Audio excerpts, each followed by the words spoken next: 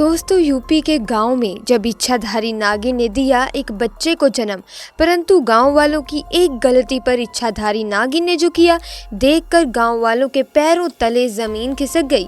दोस्तों आपने इस तरह के किस्से कहानियां खूब सुनी होंगी और फिल्मों में भी कई बार देखा होगा। नाग नागिन का प्रेम एक दूसरे के लिए कितना अटूट होता है, लेकिन अगर कोई इंसान गलती से नाग नागिन में से किसी को मार दे तो ये अपना बदला मारने वाले इंसान को मार कर ही लेते हैं।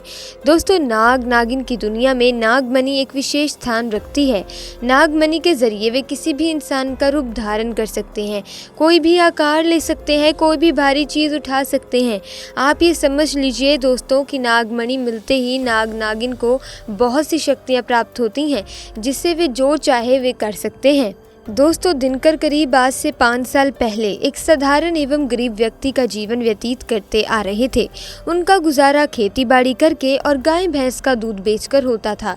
वे अक्सर जंगलों में अपनी बकरियां चराने जाया करते थे, लेकिन एक दिन बकरी चराते चराते वे जंगल के थोड़ा अंदर निकल गए।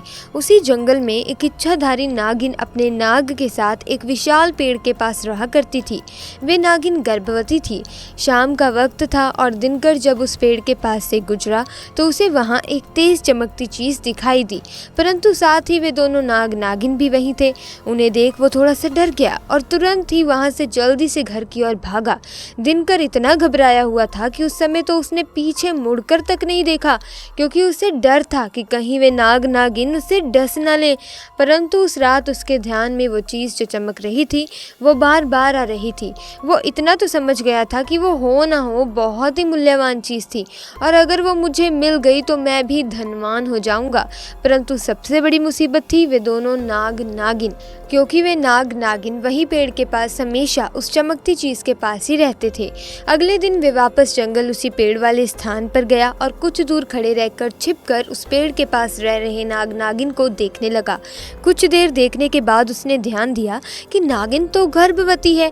वे उस रात घर आकर सोचने लगा, ये अच्छा मौका होगा, जब नागिन अपने बच्चे को जन्म देगी तभी वो नागमणि चोरी कर लेगा, क्योंकि उस समय नागिन तो कमजोर होगी, नागिन कुछ नहीं कर सकेगी। अब बस नाग को मारना होगा। दोस्तों कहते हैं कि अगर किसी नाग के मुंह की तरफ गोबर मार दिया जाए तो वो अपना होश खो बैठता है। दिनकर को ये बात अच्छे से पता थी, इसीलिए दिनकर हर रोज गोबर लेकर उस विशाल पेड़ के पास छुपकर सही मौके का इंतजार करने लगा। काफी देर इंतजार करने के बाद एक दिन वो मौका भी आया जब नागिन अपने बच्चे को जन्म देने वाली थी। तभी चुपके से दिनकर ने नाग के मुंह पर तेजी से गोबर मारा और वहीं पर एक बड़ा पत्थर उठा के नाग के ऊपर दे मारा और नाग को मार डाला। फिर उसने नागिन और उसके बच्चे को भी मार डाला और उस मणि को उठाकर जल्दी से घर की तरफ निकल पड़ा। परंतु उधर नागिन किसी तरह बच गई थी और बस बेहोश पड़ी थी। जब नागिन को होश आया और उसने अपने बच्चे और पति को मरा देखा तो उसके दुख दर्द का ठिकाना नहीं रहा। उसका तो मानो जैसे घर संसार उजड़ गया हो।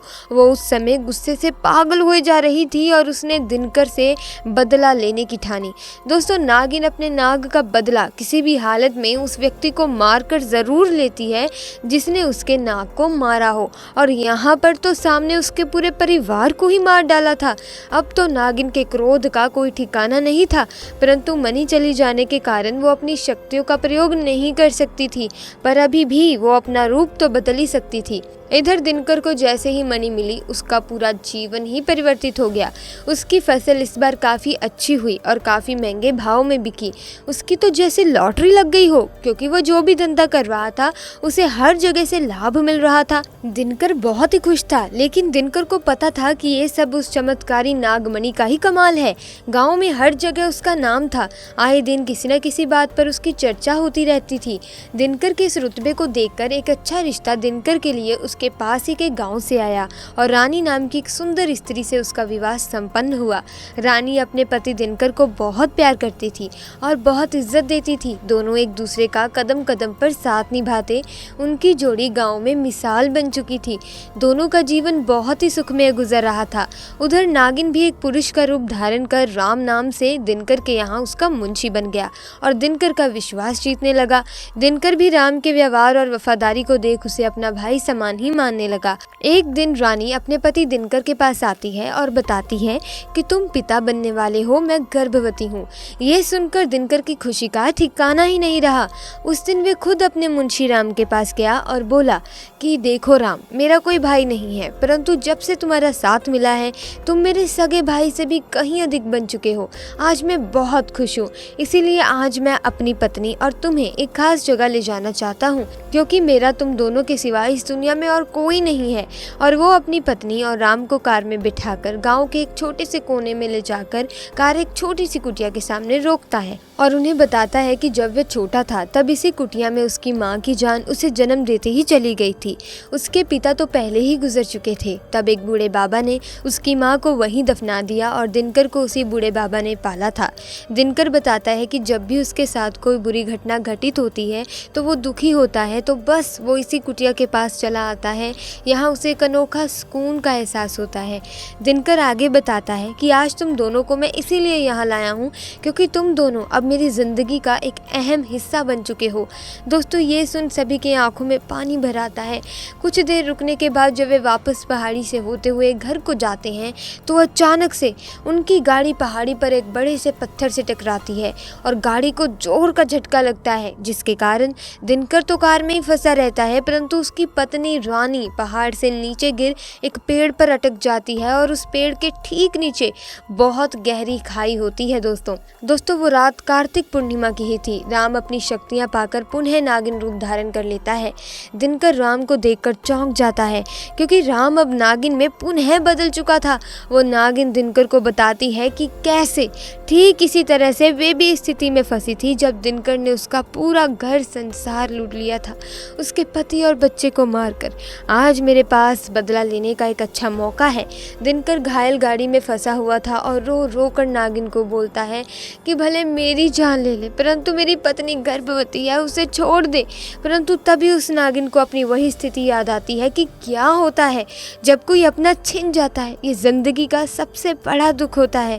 नागिन ने दिनकर का उसकी पत्नी के प्रति सच्चा प्यार देख उसे माफ़ कर दिया और रानी को उस पेड़ से निकाल बचा लिया तथा दोनों को हॉस्पिटल छोड़ खुद वापस जंगल में उसी विशाल पेड़ के पास चली गई।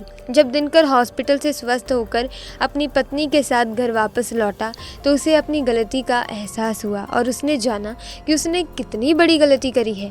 वो नागमणि को लेकर उसी विशाल पेड़ के पास गया और उस पेड़ के पास मणि को रखकर फूट फूट कर रोने लगा और शाम को घर वापस आ गया। दोस्तों, कभी कभी इंसान लालच में इतनी बड़ी गलती कर देता है, फिर उस गलती को कभी ठीक भी नहीं किया जा सकता और बस अंत में पछतावा ही रह जाता है। आपको ये घटना कैसी लगी दोस्तों? अगर अच्छी लगी तो हमारी वीडियो को लाइक कर दीजिएगा और साथ ही कमेंट सेक्शन में लिखिएगा हर हर महादेव। दोस्तों, अगर आप पूरी श्रद्धा से लिखेंगे तो महादेव की कृपा आप पर ज़रूर रहेगी। मिलेंगे दोस्तों अगली वीडियो में नई घटना के साथ। अगर वीडियो अच्छी लगी वीडियो को लाइक और चैनल को सब्सक्राइब करना ना भूलें ताकि आपको ऐसी वीडियोस की अपडेट मिलती रहे। आपका बहुत बहुत धन्यवाद।